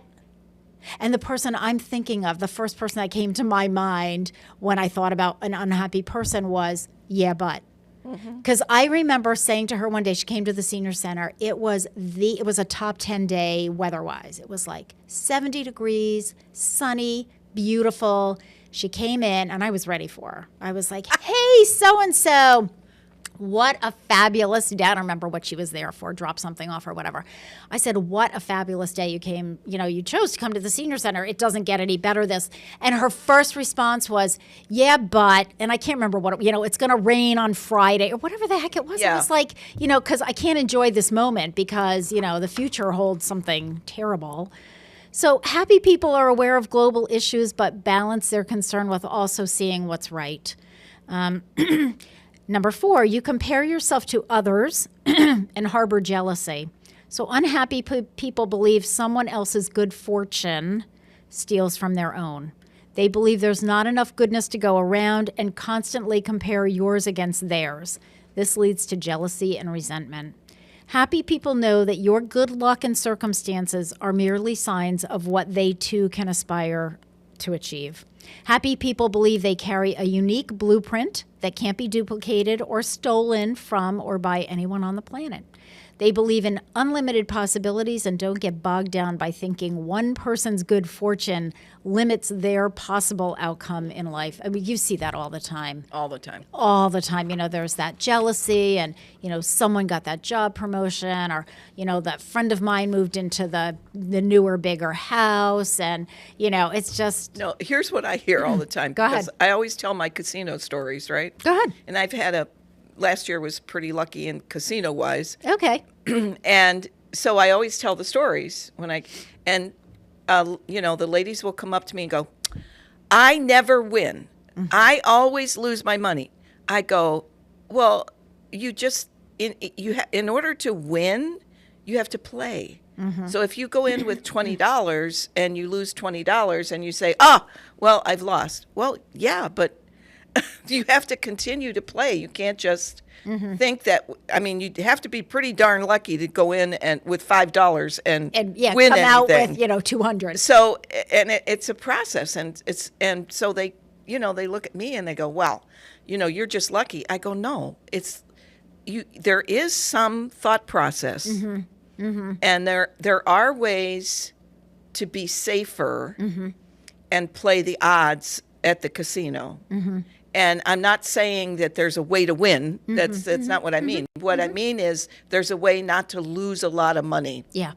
And so that's what I tell them. Yeah. I said, you have to, and then, so somebody said, well, you should give a class. I'm like, oh my God.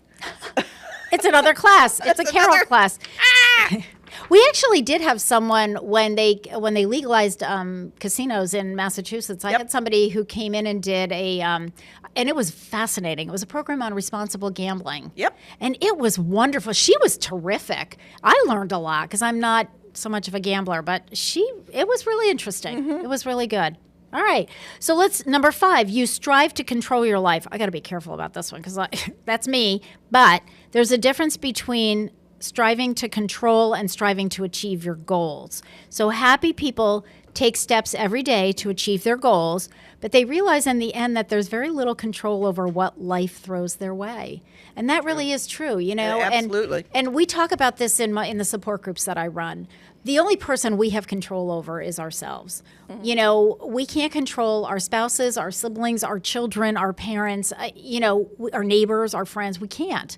We can advise, we can, you know, beg, plead, bargain, but we can't control them. So unhappy people tend to micromanage in an effort to control all outcomes, and they fall apart in dramatic display when life throws a wrench in their plan. And you know what? Life throws wrenches in our plans, folks, all the time. Happy people can be just as focused, yet they can still have the ability to go with the flow and not melt down when life delivers a curveball.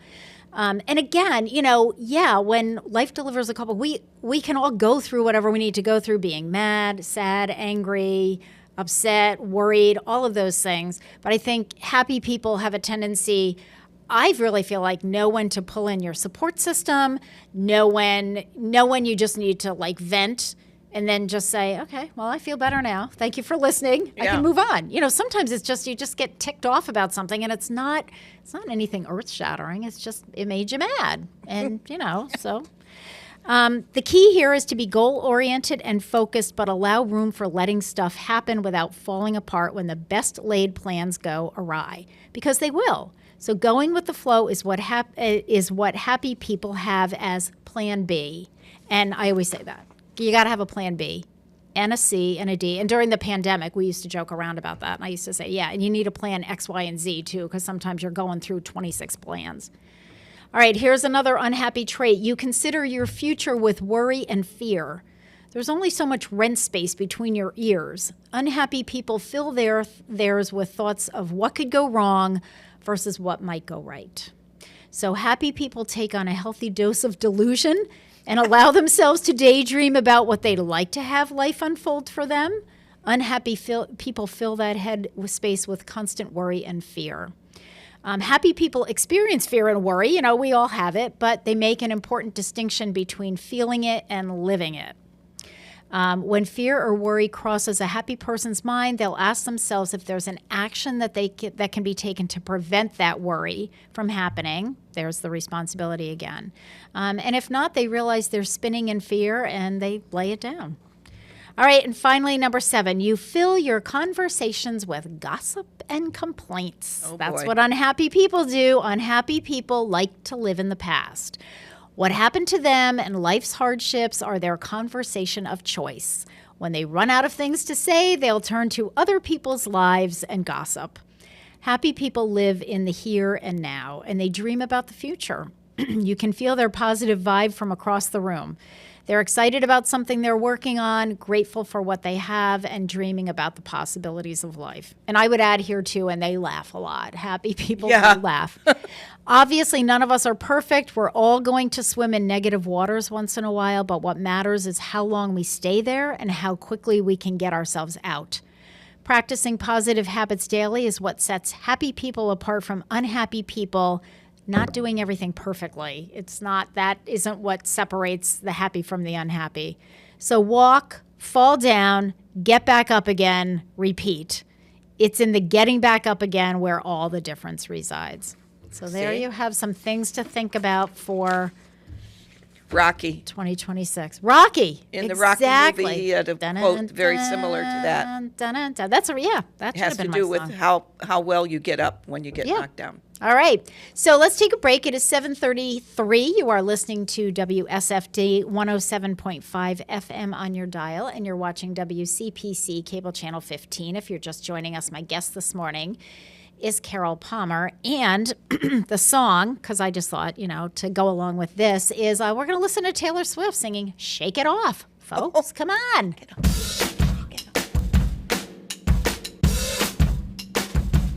I say I'm too late.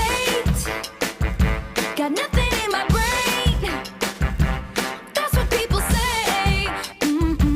That's what people say. I go on too many dates, but I can't make them stay. At least that's what people say. That's what people say. But I keep cruising. Can't stop, won't stop moving. It's like I got this music in my mind saying it's gonna be alright. 'Cause the player's gonna play. And the haters gonna hate, baby. I'm just gonna shake. Shake it off, shake it off. Heartbreaker's gonna break. And the faker's gonna fake, baby. I'm just gonna shake. I shake it off. I never miss a beat. I'm lightning on my feet. And that's what they don't see. That's what they don't see. I'm dancing on my own. I'll make the moves up as I go. And that's what they don't know. That's what they don't know. But I keep cruising. Can't stop, won't stop grooving. It's like I got this music in my mind saying it's gonna be alright. 'Cause the player's gonna play. And the haters gonna hate, baby. I'm just gonna shake. Shake it off. Heartbreaker's gonna break. And the faker's gonna fake, baby. I'm just gonna shake. I shake it off. I shake it off. Shake it off. I shake it off. I shake it off. I shake it off. I shake it off. I shake it off. I shake it off. I shake it off. Hey, just think while you've been getting down and out about the liars and the dirty cheats of the world, you could have been getting down to this sick beat. My ex-man brought his new girlfriend. She's like, oh my god, but I'm just gonna shake. Into the fella over there with the hella good hair. Won't you come on over, baby? We can shake. Yeah. 'Cause the player's gonna play.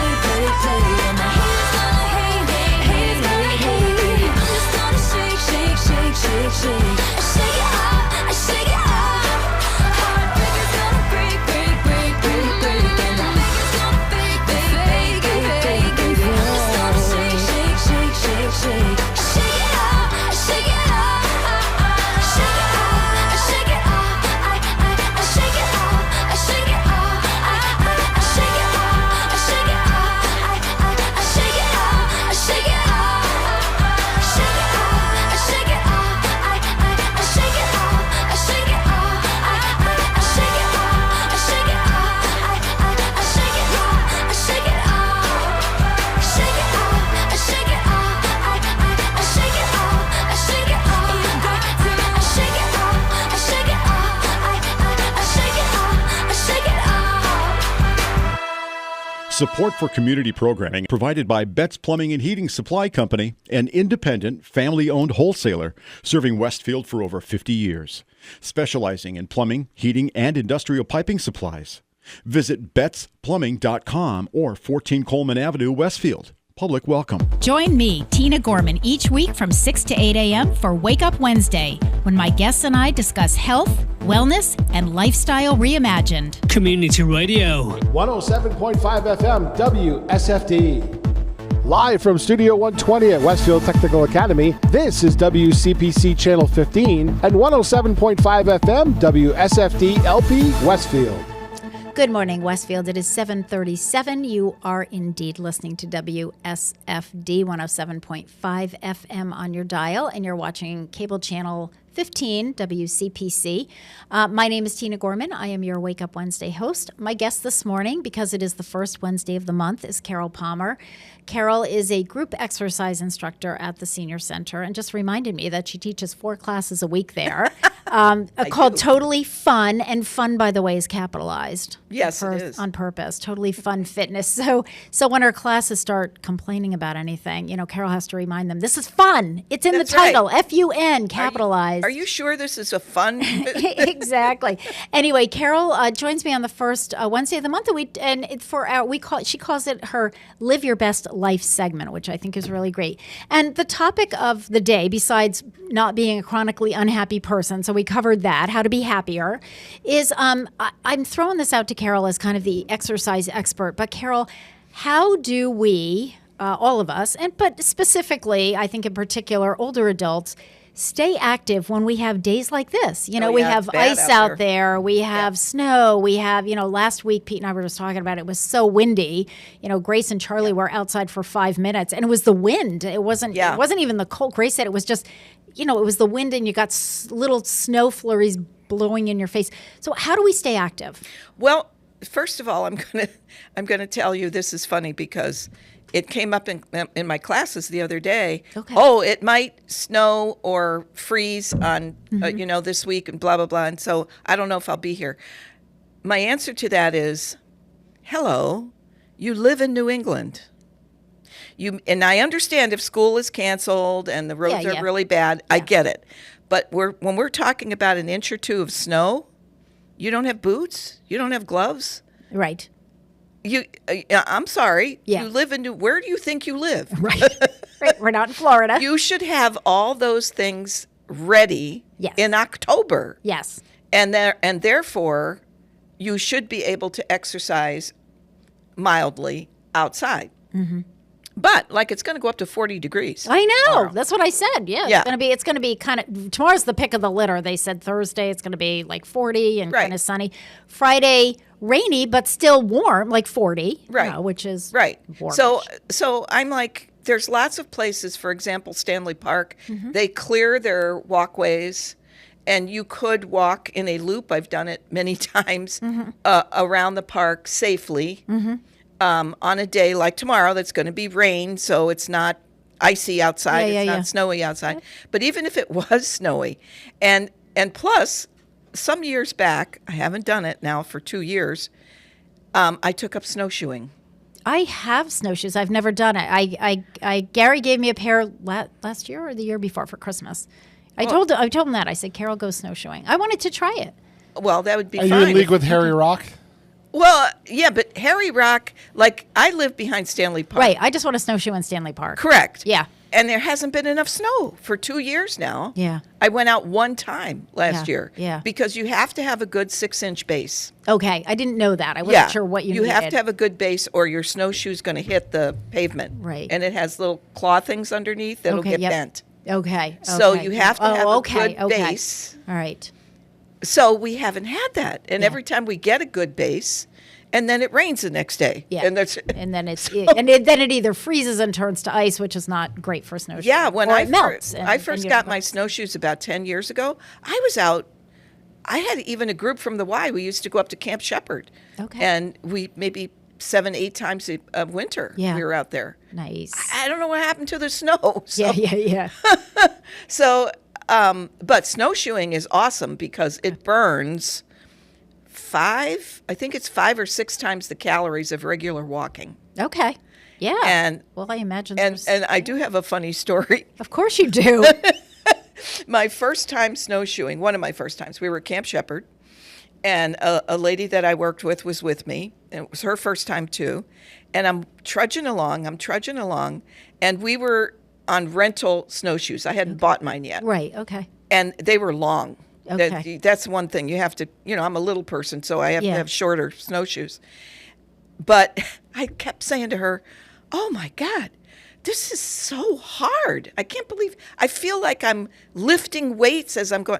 Well, here's what happened. I was going to say, I'm trying to figure out in my head. I've never done it before, so I'm trying to figure out in my head, what did she do? Did she have them on upside down? Did she have them on backwards, on the wrong feet? What do we have? If your snowshoes are too long, the back of them gets snow accumulated.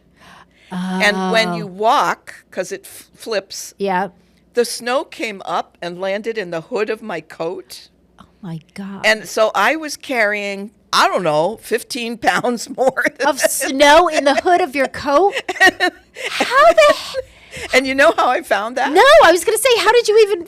When we were going up a hill, I face planted, and it went face first in the snow. The hood came up, and all that snow and ice came out. So I'm like, oh, no wonder this was such an ordeal. Oh, my gosh. Yeah.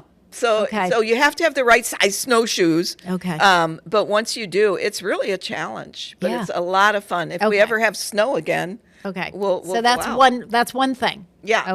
Okay. So walking outside, again, you have to dress in layers. Yes. Because like today and tomorrow, 2 different temperatures. Now you're walking and you're hot, so you may want to shed a jacket, a layer. So you have to be careful about that. I find too, Carol, I don't know if you find this in the winter. Like I'll walk, I don't usually run I won't, once it starts icing and stuff like that. Well, of course I'm not doing any of that now because I got a boot on, but I tend to walk more than run in the winter, but it's my hands that are so cold. I'm fine. I have, earmuffs, or I got my hood. I'm all good. But I find it takes me, like, if I'm either walking or running, it takes me 3 miles in to where my hands start to, like, I can feel my hands. And sometimes I'll wear gloves and then mittens on top. Yep. But I don't know. And what I did for Christmas for everyone in everyone's stocking, including the little ones. Oh, did you get the hand warmers? Hand warmers. All right. I've never tried those. Yeah. So I think those are really awesome. Okay. All right. Because I have the same thing. Yeah. It's my hands. Everything else, I'm good. Which is why I have a heated steering wheel in my car that I just found. I think the guy who invented those heated seats is like the greatest person ever. Exactly. And my next thing would be like, I would love to have a heated. So you have to watch your extremities. So they also have toe warmers and stuff. Okay. But if you have some really good boots, and by the way, there's a difference between a boot and a walking boot.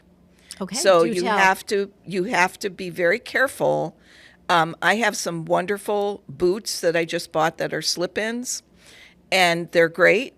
And I was just telling my classes this yesterday, but they're not for walking. They're not walking boots. Right. So they're to get you from the car into the senior center, or to go to Stop and Shop. And they're great because you can slip them on and off easy. Yeah. But it's not a long-term walking group. Stanley Park. Okay. So you need to get a boot, and if you go to a reputable store that has somebody that knows what they're talking about. Yeah. And it is the kind you have to put on and lace up. They're like hiking boots. Right. Except they're good for snow and ice. Okay. And they have the little metal things you can put on the bottom that that will allow you to walk across the ice too. Yep. So, so if you want to do that kind of thing, there's certainly ways to do it. Also, in the winter, I recommend that people do shorter walks. Okay. Until you're acclimated to the cold. It takes a while. And so you may want to start with 15 or 20 minutes. Okay. And if you don't want to go outside, then there's a ton of things you can do inside. Okay, well, let's talk about that. One of my favorite things is to climb the stairs. Okay. Because climbing the stairs gives you cardiovascular endurance, also good for your legs and your hips. And if you're holding on, you have to have a banister on each side and come down backwards. Yes. Which is good for your hamstrings. And so there are workouts you can do on the stairs. Step aerobics started with a woman who had a knee replacement. And she started, and her doctor told her, physical therapist, to go up and down on the stair, on a stair, up and down, up and down. She's the one that invented and got really, really rich, 25 years ago or so, with the step aerobics. Okay. Because it's really, really good for your cardiovascular health and for your legs. Well, I made a discovery, speaking of steps, because, I had this foot surgery last month. I'm still in my boot.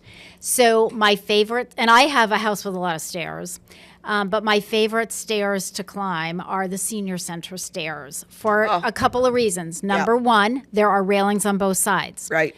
Number two, the distance between the steps is shorter than mine at home. Right. Number three, there are a ton of them. So I've maybe go up and down a few times. And there are a lot of stairs there because it's a commercial building. I too made the discovery of coming down backwards. I find it when I've got my boot on, it's really hard for me at home to navigate coming down without killing myself and falling. But if I do it backwards, it's easy. I mean, I can do it pretty quickly. I can really almost do it almost normal quickly. Well, and if you have knee issues, that's what they recommend you do. Come down backwards? Come down backwards. Yeah, hang on. Obviously. Yeah, you have to. I have to be careful, though, because, of course, at the top and the bottom of my stair, we have a 2-year-old, so we have the gates. Oh. So, I got to make sure I'm coming down. I'm like, is that gate open over there, or am I going to... Anyway, it's like an obstacle course in my house. You can imagine. Of course, my 2-year-old granddaughter loves moving my scooter all over because when I don't have my boot on, I still have to use the scooter. Yeah. So then it's like, Charlie, I need the scooter at the bottom of the stairs. Where is it? It's in her playroom because she was pretending that she hurt her foot. But it's amazing how strong your legs will be when you get done with this. Yes. Because of yes. And a lot of people, I admire you because a lot of people would say, well, I'm just going to sit in this chair all day with my foot up. It happens. Yes. So, yeah, I'm sure it does. So good all for right, you. so stairs inside, that's a good thing. And what else you got? And we were talking, and I talked about this last month on Mass Appeal. Just turn on your favorite music. Absolutely. Cleaning, vacuuming. My grandmother used to say, vacuum is the worstest thing for your back. The worstest thing. Because it's, one arm and pushing but it's extremely good. And and this is good for vacuuming, raking, shoveling. Change arms. Yes. Yeah. And then you won't get so much on one side. So just change arms. Yep. But housework is extremely good for your body. There's a lot of bending and a lot of lifting. Absolutely. And a lot of pushing. And so clean your house this winter. I'm in the middle of cleaning out my closets. So if something huge doesn't fall on me in the process, I'm right there with you. I'll be good. But I'm determined that this year is going to be the organizational year of my life. So I want to go through everything. And believe me, cleaning out closets takes a lot of energy. Absolutely. And a lot of fitness. Yeah, a lot of fitness stuff. And that the cleaning of the house and the vacuuming, I've often done segments on the therapeutic value of music. And we talk about, different music for different things. And I use the expression, there is music to clean your house by. Yep. Well, that's anything that you love that's going to get you up and moving. And, and I'll turn the oldies on. I got my 60s station on and I'm, and as I shared with Carol off air, if I'm cleaning and then my favorite, and like every other song is my favorite dance song, I just put the vacuum down and start dancing in front of the mirror, and it's like, how am I'm doing okay here, It's I wish we it's had a just video of that. fun. Oh, one of these days, I'm sure Grace or Gary's going to sneak in there and hold the camera around the door, and and I'm not paying any attention. Well, I've been trying to get you on the stage forever, so. I know. I'm always on the stage at home, though. I just ask my family. That's it. Well, So yes, we can fix that. So dance Take me away, there. stairs. So yeah, and stair climbing. And here's the other thing. Your mall, the Holyoke Mall, is a great place to walk. One time I tracked it, and I think a mile, if I'm not mistaken, was on one floor looping 6 times around. Okay, I'm going to throw something out there. My personal problem with the Holyoke Mall is when they redid the floors, I find the floors slippery. However, I'll tell you where I think a great place is to walk. I do it. Gary does it, and we've taken Charlie up there. Gary works at Eastworks up in East Hampton, which is where the DMV is. Yep. Those are wooden floors with hallways that go about 6 miles. Oh, my goodness. And it's like 3 floors. So Gary will start in, because his office is there, like kind of right in the middle. So he'll often on his lunch break, he'll walk, one floor, he'll go climb the stairs, and there are like a cajillion stairs. I mean, they have elevators if you can't do the stairs. But he'll climb the stairs to the second floor, do the second floor, climb the stairs to the third floor, do this. And that floor, we take Charlie's little bike up there in the wintertime. Don't they have a children's area? Or they used to? They used to. I think now they do. Now they have downstairs in the basement. They have a skateboard park thing.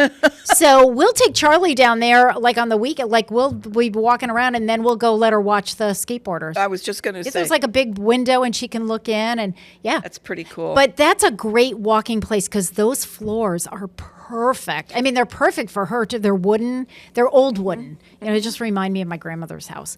But and the halls are they're wide, so there's plenty of room. Nobody bothers you. It's not super crowded. There's that. And then the other thing that I read about was walking in your library. Well, our library, I'm thinking their thought process is Boston Library or New York. Yes. Where it's big and Yes. and like you said, it's walking and walking.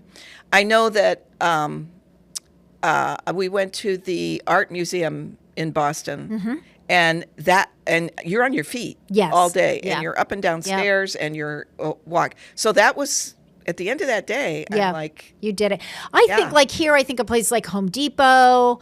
I think of like Ocean State. Even Walmart. I mean, any big box store where you can just kind of keep moving and walking and if you got a little fitness watch, it'll track your steps. Yeah, absolutely. The Heart Association says 10,000 steps a day. That's a lot. So I'm saying more like 5 to 7, and you can get that in by walking at these places. And I think that goes back to, you and I had talked about New Year's resolutions versus goals. I think when people, when it's too lofty, I can't possibly do 10,000 steps, so I just won't do anything. Yeah. You know what I mean? Yeah. I'm a big one, and let's take this in small chunks. Today, 15 minutes. And maybe tomorrow, 17 minutes. You know what I mean? You just take it in small chunks so you can feel like you're accomplishing. So that's what I was going to say. New Year's resolutions has a negative connotation. And I read a statistic that said by the end of January, only 10% of the people that did a resolution are still doing that resolution. And guess what happens the next month? It's 8%. It's right. It's like the one that I read, I think was 8% within a month. So right. So resolution, no.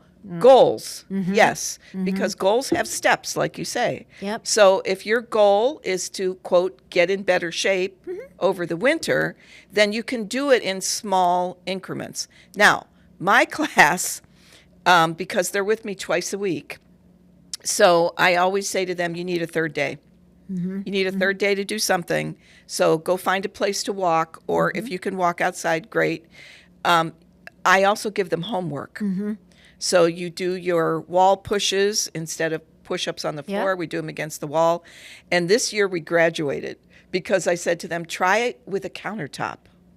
Instead of on the wall, here, your hands are down here. Okay. Well, guess what? It's harder. It's harder. Oh, I have to try that because I do my, well, of course, I right now I eliminated all of my standing exercises because of the foot, but day 5 after my surgery, I said to my foot surgeon, I do like half an hour's worth of stuff on a mat on the floor. And I said, I can certainly do that. But I don't have my boot on. I don't have any pressure on that. But yeah, so I had to change things up, but I'm going to try the counter. Yeah, try the counter, and I like that. And the other thing is we do what I call knee flings. Yes, you showed me how to do those. Knee flings are good. So you're pushing and you're flinging out your leg at the same time. So when you come in, your knee comes in. When you push back away from the counter, the leg flies out. So we're up to like 10 per leg. Yeah, which is right, and you alternate except legs. for that, the new people aren't quite there yet, but they'll get there. They'll get there. It's They'll okay. get there. Yeah. So I just want to make sure I covered everything. Of course, if you're going to keep things indoors, it's really, really good to find classes at the senior center or programs, and maybe you want to sign up for one that's temporary. So just through the winter. Yep. And until you can get back outside again. But But there's all sorts of classes. The thing that I recommend, though, is that you find a cardio class. Because yoga is wonderful, stretching, flexing, strength training is wonderful, but you need that cardio component, and I think that's the one through the winter that's neglected the most. Yeah, and you know what? This is a great segue, and we started last week a beginner line dancing program. Oh, I heard about that. On Mondays, it's 11 o'clock to noon. Right now for January, this is one of these, just as Carol just suggested, there's no charge for the month of January. We just want people to try it, see if you like it. Because somebody had come to us and she does the regular line dancing program. She's excellent. She said, but I'm finding that there are people that want to do line dancing, but they've never done it before. And that's just too advanced for them. And then they just get discouraged and say, oh, I can't do this. I don't know how to jump in and follow all you people. So she came to us and said, how about if I teach a beginner one? And interestingly, they had their first session on Monday. Kathy Millis took it, and so did Lynn Hills. They both said the same thing, and they told the instructor it was not beginner enough-ish. You got to start with, I've never done this before. And she said, she figured that, she said, I knew by the end of the class, okay, I got to tone it down and slow it down. And, So anyway, that's happening during the month of January. So it's drop-in. There are no sign-ups. It's a pilot program. We want to see if there's an interest level there. Jeanette Pierce is the instructor. And then if it's a go, then we'll set it up as a regular program and figure out whether you sign up or whether it's drop-in or whatever and what the charge will be. But, it's a great way. It's cardio because you're moving the whole time. Oh, definitely. And it's a great way to try something out, just as Carol just suggested. And I know Joanne Boucher, our new assistant director, is looking into some other, exercise programs as well. So we'll bring those on board. Believe it or not, Carol, it is 7:59. Oh, no. So our session is over. Hopefully, Carol and I will be able to find our cars in the parking lot when we go out of here. There are only 3 cars, Pete's, mine, and Carol, and some vans from the school. And then no students, because everything, just as a reminder, folks, the schools have a 2-hour delay. That means the senior center will open at noon today, so all of our morning programs are canceled, but we will be there at noontime. We will serve lunch indoors today. I believe that the Highland Valley meal probably got canceled because they're up in Northampton. I'm sure they have more ice there than we do. So that's probably not happening. But anyway, we will open at noon. I would like to thank Carol for coming in and sharing. The one thing I think about hosting this kind of a show is, as a host, you have to be willing to, show all the warts and the funny things and the crazy things that you do and the mistakes that you make and be able to laugh about them. And the best guests who, especially my regulars, are all people that can do the same thing. And Carol, you're right up there with it. So we are gonna go out with Sam Cooke singing "Twisting the Night Away" because, this is one of those songs where I put it on and Charlie and I just start twisting like crazy in the kitchen. And this is that's what Carol and I are talking about. Throw on some dance music and do it on your own, folks. You are listening to WSFD 107.5 FM on your dial and watching WCPC Cable Channel 15. I will be back next week with Dr. Lovelace, and we are going to talk about thyroids and thyroid disease and the importance of thyroids. Well, a lot of people have thyroid issues. Yeah, so we need to find out what this is about. I don't even know what that is. I will see you next week.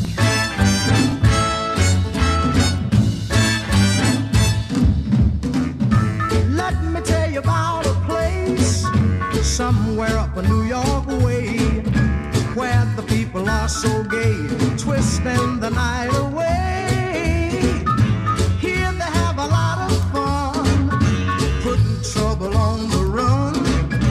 Man, you find the old and young, twisting the night away. They're twisting, twisting. Everybody's feeling great. They're twisting, twisting. They're twisting the night away. Here's a man in evening clothes. How he got here, I don't know. But man, you ought to see him go, twisting the night away. He's dancing with the chicken slacks. She's moving up and back. Oh man, there ain't nothing like twisting the night away. They're twisting, twisting. Everybody's feeling great. They're twisting, twisting. They're twisting the night. Let's twist a while. Lean up. Lean back. Lean up. Lean back. 1, 2, 6. Now 5. Now twist. They're twisting the night away. Here's a fella in blue jeans dancing with the older queen who's dolled up in her diamond rings and twisting the night away. Man, you ought to see her go, twisting to the rock and roll. Here you find the young and old, twisting the night away. They're twisting, twisting, man. Everybody's feeling great.